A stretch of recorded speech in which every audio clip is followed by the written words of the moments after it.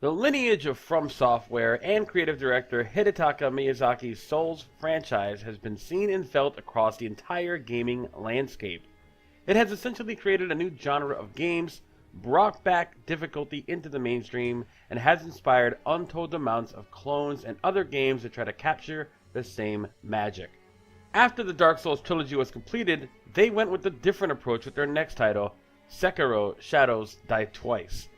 They ditched the European medieval aesthetic in favor of a trip to the Sengoku period of feudal Japan. From Software has changed the core gameplay almost as dramatically as the shift in location. Gone are the monolithic cathedrals and castle gates. In their places are dojo rooftops, cherry blossoms, and stunning outdoor vistas. Just looking at the game presents a very different atmosphere and clearly separates it from their previous work. If you're a student of history, however, you will recognize that this isn't the first time they have made a game in this setting. Tenchu for the PlayStation was a classic, and in many ways Sekiro is inspired by that game as much as the other Souls games. And outside of some very base mechanics from the Dark Souls series, and some DNA that carries over, Sekiro is a very different game, and I'm going to try to minimize how much I bring up those games when I'm talking about Sekiro. Sekiro is something new, inspired by elements of From Software's history, but those concepts are forged into something decidedly unique. One of the more dramatic changes is the way the story is even told. Sekiro has a much more clear and concise story. Your character, named the Wolf, has a very clear and direct purpose, and you will meet and interact multiple times with a varied cast of characters who all speak plainly for the most part. Despite the non-linear level design, the narrative does move forward and it has multiple endings, with each ending being a clear sense of finality to all of the plot that has come before it. Everything from gameplay mechanics, items, and upgrades are direct and clear about their purpose. In-game upgrades are very clear about what they'll do for you, and the deeper loot and RPG mechanics have been stripped down in multiple ways. Many of the skills in the game are passive abilities, and when you do acquire active skills, you can usually only equip one or two at any given time. The Wolf is a set character with a set look, and you won't be scouring the world or farming enemies to get a good piece of armor or a new weapon. Skill points are earned when you fill up a meter, and despite losing half of your resources upon death, once you gain a skill point, no matter what, you can't lose it. On paper, many of these changes seem like a simplification of the depth and nuance you would expect from their previous games, but in no way does that mean this game is easy or lacking choice. The very limited loadout brings greater importance on the handful of skills you can use. Even with the tools at your disposal being a bit more narrow, each one remains viable and useful throughout the entire game. Character builds in Sekiro are now based mostly on what your preference of gameplay is, rather than some online guide showing you some unstoppable one-shot build.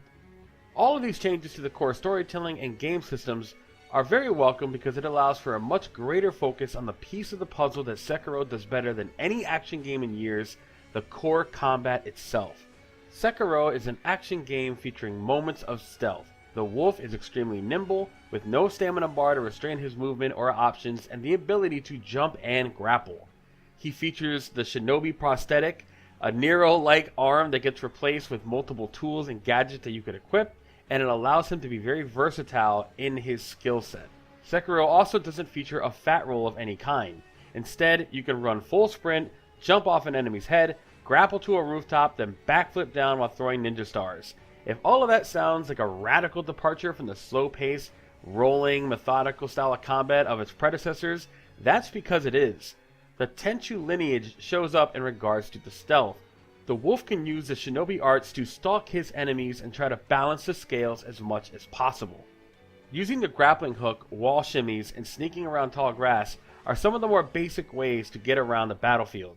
Enemies have a yellow indicator to show when they are aware and close to catching you, and that also allows you a chance to slip back into the shadows before all-out combat erupts. The stealth of Sekiro is honestly one of its weakest features. It's never bad per se, but it just doesn't innovate or bring anything new to that particular style of game. The bonfire mechanic that basically lets you reset an area does add a nice wrinkle to the stealth, as knowing the enemy layout and placement is just as important as how you go about sneaking around. Despite not being great, the stealth is a huge part of the game. Using it properly can make many combat encounters much less stressful, and almost every single enemy in Sekiro, even the mini-bosses, are susceptible to stealth death blows.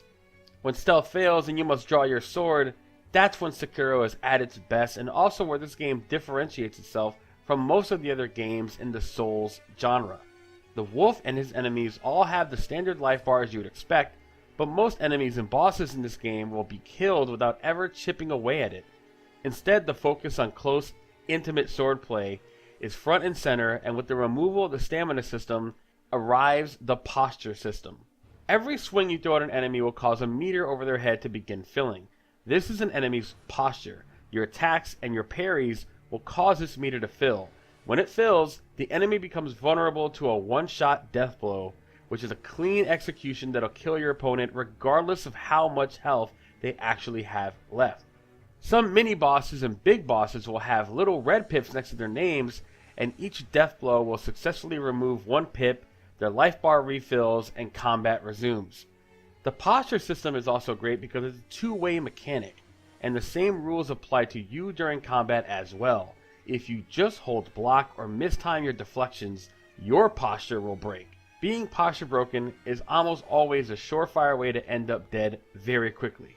The tension and quick reflexes needed to stay alive in combat are what really separates Sekiro from the pack. Most enemy fights are a ballet of parries, side dodges, and leaps over huge sweeping attacks on both sides until one fighter makes that critical mistake or is countered at just the right moment. It's violent, fast, and sudden, and it resembles the lethal fights of the Bushido Blade series from Square much more than a traditional Souls game. Just like the title implies, if you do fail at combat or make that critical mistake, you do have a second chance.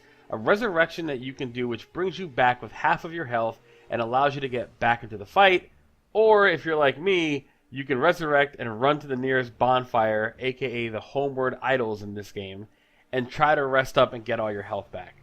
The resurrection isn't a free gimmick, however, because you will have to defeat enemies in order to replenish its use, but it does come in handy and can be upgraded throughout your adventure. Visually, Sekiro seems almost pedestrian at first. Pretty straightforward locations based on feudal Japan dominate the first half. Dojos, bamboo thickets, and carp-filled ponds, snow-covered mountaintops, and shrines litter the open world. Things do start making a big shift to the more fantastical, as From Software pulls from Japanese mythology in cool and unexpected ways. It doesn't reach the levels of Neo or Onimusha with its fantastical elements, but it does fuse them with the real-world setting in a much more cohesive way than its peers. On consoles, specifically base Xbox and base PS4, the looks and performance is about the same as the Dark Souls trilogy, with frame pacing and frame drops once again rearing their head. On PC, which is the platform I reviewed this on, it ran and performed fantastic despite the 60 FPS cap. The game remained locked at that 60 FPS, however, and never wavered in my entire playtime, despite some truly epic and huge moments later on in the game. If I was going to recommend the platform, I 100% would recommend playing it on PC. The audio design also performs well, with a fantastic suite of battle themes that swell and fall at the right moment to give the bigger fights a truly cinematic feeling. The rest of the score is pretty average, however, without a real memorable theme that I feel fits how unique Sekiro Shadows Die Twice actually is.